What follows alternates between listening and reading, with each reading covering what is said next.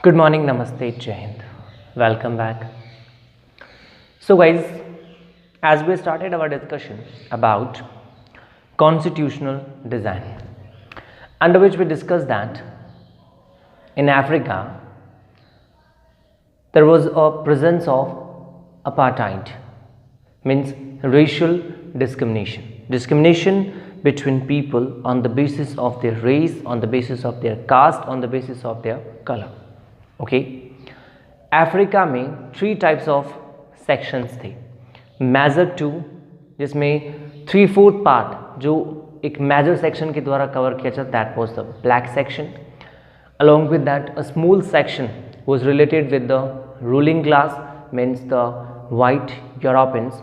On the other hand the middle section is referred as the colored section, means the migrants of India and other countries. okay, यानी जो slaves, जो migrants India से या other countries से Africa पहुंचे थे. तो in this way three different sections were there, जिसमें मेजर 2 थे, white sections and the blacks. The blacks had to face atrocities, discrimination, torture and brutal killing by the white Europeans, means by the ruling section.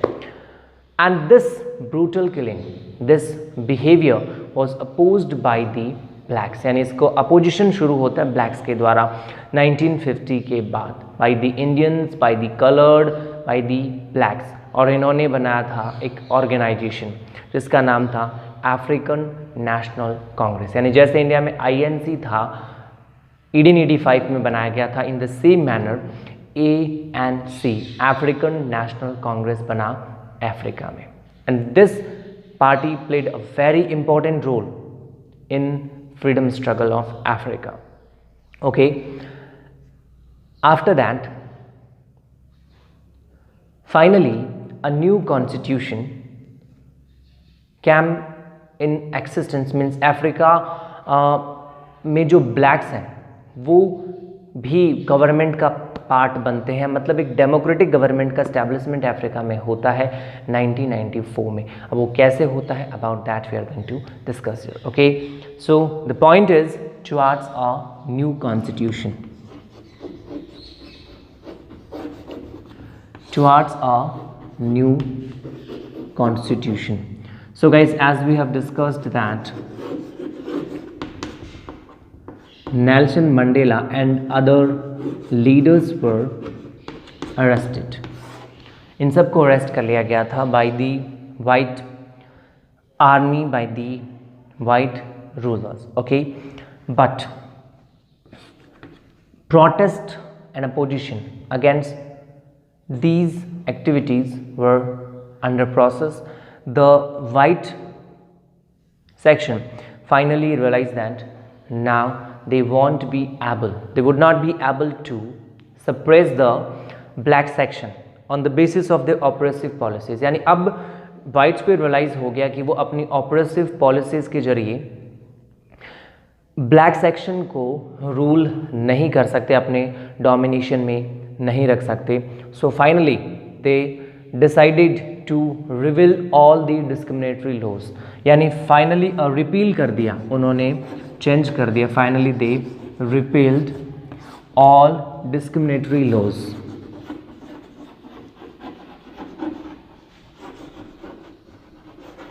Okay, discriminatory laws को उन्होंने repeal कर दिया, हटा दिया. Along with that ban on political parties was also removed by the rulers. Okay, and the restrictions imposed on media were also removed. Restrictions of media, or we can say that censorship of media was also removed. Okay, and finally the rule of white section, or we can say that the white color rulers have to renunciate their power. Yani the power was snatched away from the hands of the white rulers and they handed over this power to the black section.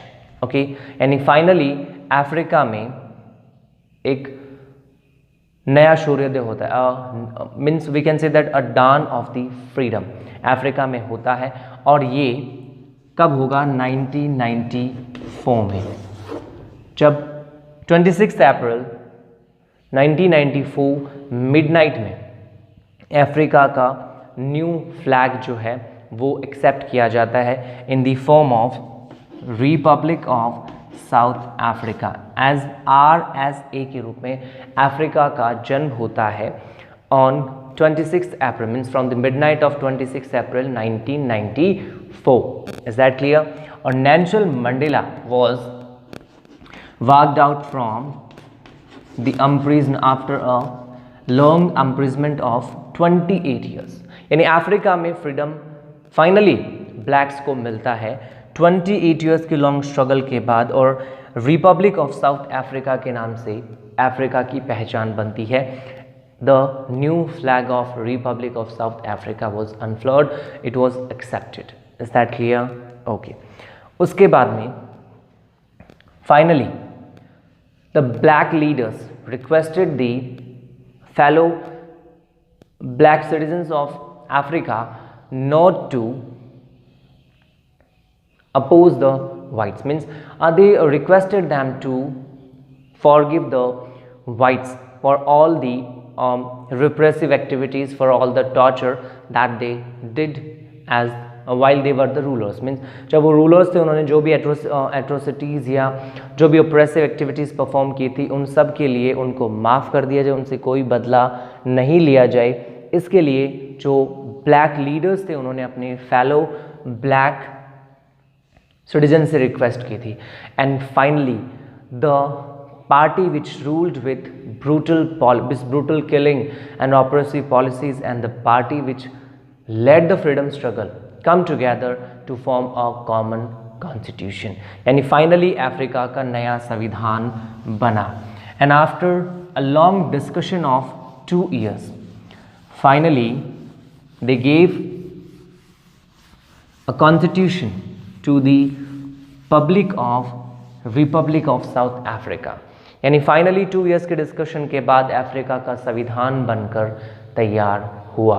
After a long discussion of 2 years, the new constitution of Africa came into existence, which gave the most extensive rights to the citizens of Africa, which as are given in the different countries। जैसे कि अलग अलग countries में अलग अलग लोगों को rights दिया गया था, वैसे ही राइट्स अफ्रीका के लोगों को भी संविधान ने, इस कॉन्स्टिट्यूशन ने दिए। लेकिन ये जो राइट्स यहाँ के लोगों को दिया गया था वो बाकी कंट्रीज़ में दिए जाने राइट्स से ज़्यादा एडवांस और ज़्यादा एक्सटेंसिव था। Is that clear? Okay. So in this way we can say that the mutual understanding of the leaders of Africa with the white section and with the black section gave Africa the most beautiful constitution of the world। and in this way the country which was the example of non-democratic, means which was denounced as a non-democratic country till 1994 became a role model of democracy। यानी Africa में constitution बनने के बाद जो system adopt किया गया, जितने rights लोगों को दिए गए, इसके बेसिस पे अफ्रीका पूरे वर्ल्ड में एक रोल मॉडल बना डेमोक्रेसी का। Is that clear? ओके। अब यहाँ पे अपना जो नेक्स्ट क्वेश्चन है that is why do we need a constitution. यानी इतना सारा डिस्कशन हुआ कि अफ्रीका में लोगों ने स्ट्राइक्स की, रैलीज की, इसके अलावा वो जेल भी गए, और उसके बाद जब उनको फ्रीडम मिला तो उन्होंने एक कॉन्स्टिट्यूशन बनाया, एक संविधान बनाया।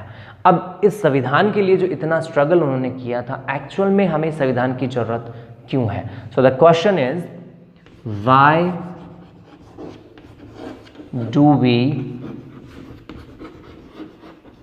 Need a constitution? So guys, to understand this point, or we can say that to answer this question, the example of Africa is the most suitable। Okay, so Africa became a democratic nation, okay. और Africa के democratic nation बनने के बाद there were two section, blacks and the white section.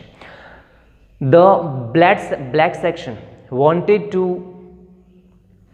prevail the rule of majority, means they did not want to compromise with the rule of majority, they wanted to they wanted to implement the rule of majority, यानी वो किसी प्रकार का compromise rule of majority के साथ में, बहुमत के साथ में रूल करने के साथ नहीं चाहते, यानी इस प्रिंसिपल को, यानी रूल ऑफ मेजोरिटी के प्रिंसिपल को इम्प्लीमेंट करना चाहते थे।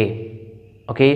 On the other hand the white section wanted to get security for their property and their privileges। तो यहाँ पे दो sections थे। Okay. Means for the further reference for the future of the nation, both the black and white section should move together, but they both have different privileges, यानी उनके अलग अलग privileges थे, उनकी अलग अलग इच्छाएं थी, एस्पिरेशंस थे, और वो उन अलग अलग इच्छाओं को मेंटेन करना चाहते थे। So now it was very difficult to build trust in between these two sections. इन दोनों के बीच में ट्रस्ट को मेंटेन करना बहुत जरूरी था। यानी एक वो सेक्शन है ब्लैक सेक्शन जो मेजोरिटी रूल चाहता है कि ब्लैक जो है वो मेजोरिटी के साथ में रूल करे। Along with that they also wanted some special rights for the white section as a citizen or for the black section as a citizen। तो इन दोनों के बीच में ट्रस्ट को डेवलप करने के लिए, यानी ये दोनों एक साथ मिलें और दोनों में से कोई किसी को भी अपनी जो बेनिफिट्स हैं उसके साथ में कॉम्प्रोमाइज़ ना करना पड़े, इसके लिए वो दोनों साथ में आए। And finally both the black section and the white section came to a point that the whites accepted the rule of majority। यानी इसमें दो पॉइंट थे। Okay. The first one is related with white and the next one is related with blacks. तो blacks तो rule of majority और special rights, मतलब fundamental rights जो अब तक नहीं मिले थे वो उनको चाहिए थे, जबकि वाइट्स जो थे वो अपने प्रिविलेजेस को, अपनी प्रॉपर्टीज़ को सिक्योर करना चाहते थे, यानी उनके साथ में मेजोरिटी रूल की वजह से कोई भेदभाव, कोई डिस्क्रिमिनेशन ना हो। तो इन दोनों की प्रॉब्लम का सोल्यूशन कैसे निकाल, जो finally they both meet together and compromised on a point. दोनों ने एक पॉइंट के ऊपर कॉम्प्रोमाइज किया। Okay. They both compromise on a point. अब इन्होंने इस पॉइंट के ऊपर जो कॉम्प्रोमाइज किया था, इस कॉम्प्रोमाइज में उन्होंने डिसाइड किया कि जो वाइट सेक्शन है, the white section will accept the rule of majority. White section rule of majority को एक्सेप्ट करेगा and along with that the principle of one person one vote. Okay. The principle of one person one vote and the rule of majority was accepted by the white section। Okay। On the other hand, the black section, the black section ensured that the rule of majority would not be absolute। Okay, means in the rule of majority there will be a clear expression, or we can say that there will be a clear privilege for the white section। Okay. यानी हम ये कह सकते हैं कि इन्होंने ये accept किया कि रूल ऑफ मेजोरिटी में वाइट सेक्शन के साथ में कोई भेदभाव, कोई डिस्क्रिमिनेशन नहीं होगा, उनके बेनिफिट्स का क्लियर एक्सप्रेशन इसमें होगा वाइट सेक्शन के लिए, जबकि वाइट सेक्शन ने एक्सेप्ट किया मेजोरिटी ऑफ रूल और वन पर्सन वन वोट के प्रिंसिपल को इम्प्लीमेंट करना। Along with that they also accepted to provide some basic rights to the blacks, यानी सोसाइटी के उन लोगों को, वर्कर्स को जिनको अब तक यानी बैकवर्ड सेक्शन में उनको राइट्स नहीं मिले थे, उनको कुछ बेसिक राइट्स दिए जाएंगे। इसको एक्सेप्ट किया वाइट सेक्शन ने। ठीक है। अब इस कॉम्प्रोमाइज़ को आगे बढ़ाने के लिए जरूरी था ट्रस्ट, और इस ट्रस्ट को मेंटेन करने के लिए जरूरी था that all these things should be written down, इनको लिखा जाए। Okay. In the form of rules, means to maintain this compromise it is compulsory to make some rules. Okay, so the rules were written down. Okay, और इन rules को लिख करके यानी इन rules का एक सेट बनाया गया and that set of rule is referred as constitution. ठीक है, तो इन लोगों के बीच में जो ट्रस्ट मेंटेन करने का काम जिस सेट ऑफ रूल्स ने किया वही कॉन्स्टिट्यूशन है. So in this way we can say that a constitution is a written set of laws which develop trust and coordination among the between the people living together in a country. यानी एक constitution जो है वो written set of laws होता है, कानूनों का लिखा हुआ ग्रुप होता है, संग्रह होता है जो एक देश में रहने वाले लोगों के बीच में यानी एक साथ रहने वाले लोगों के बीच में ट्रस्ट और कोऑर्डिनेशन डेवलप करता है. Is that clear? Okay, now which are the different points which show us the need of constitution. And हमें कॉन्स्टिट्यूशन की जरूरत है, उसके मेजर पॉइंट्स कौन कौन means which are the importance of constitution. यानी कॉन्स्टिट्यूशन की जो इम्पॉर्टेंस है वो क्या है जिससे हमें ये पता चले कि हमें कॉन्स्टिट्यूशन की ज़रूरत है. Okay, the first point and that is constitution develop trust. Okay, trust and coordination among the different people living together. तो अलग अलग लोग जो एक साथ रहते हैं उनके बीच में ट्रस्ट और कोऑर्डिनेशन को डेवलप करता है कॉन्स्टिट्यूशन, संविधान. Okay, along with that the constitution explain the structure related with formation of government. यानी सिंपल सा पॉइंट है, the constitution explain that how the government will constitute and who will enjoy the power, who will enjoy the powers means which power will be enjoyed by the particular section, the particular part of the government. यानी इसमें ये बताया जाता है कि government कैसे बनेगी, the structure related with the formation of government. Government का फॉर्मेशन कैसे होगा. जैसे इंडिया की बात करें, in India first of all elections for Lok Sabha organised, general elections. Lok Sabha में जिस पार्टी को मेजॉरिटी मिलती है उस पार्टी के लीडर को एग्जीक्यूटिव में काउंसिल ऑफ मिनिस्टर के चीफ के रूप में प्राइम मिनिस्टर चुनते हैं. एग्जीक्यूटिव में प्रेसिडेंट होता है और इसके अलावा प्राइम मिनिस्टर उसकी काउंसिल ऑफ मिनिस्टर होती है. लेजिस्लेचर भी एग्जीक्यूटिव का पार्ट होता है. जुडिशरी जो है, लेजिस्लेचर भी गवर्नमेंट का पार्ट होता है, जुडिशरी भी गवर्नमेंट का पार्ट होता है. तो ये पूरी तरह से गवर्नमेंट का स्ट्रक्चर है and this structure is decided by the constitution. Is that clear? तो संविधान डिसाइड करता है the structure related with the formation of the government. यानी संविधान का एक मुख्य काम है, उसकी इंपॉर्टेंस है, that is tell us the structure related with the formation means it tell us how the government will constitute, government कैसे बनेगी. Okay, and who will enjoy which kind of power, कौन सी पावर कौन enjoy करेगा. It's all decided by the constitution. Okay, along with the powers, the constitution also explain us the limits of government. Okay, so along with explaining the formation structure of the government, the constitution explain us the limits of government means government की powers की limits क्या है. Along with that this constitution also explain us the rights of the citizens. Okay, the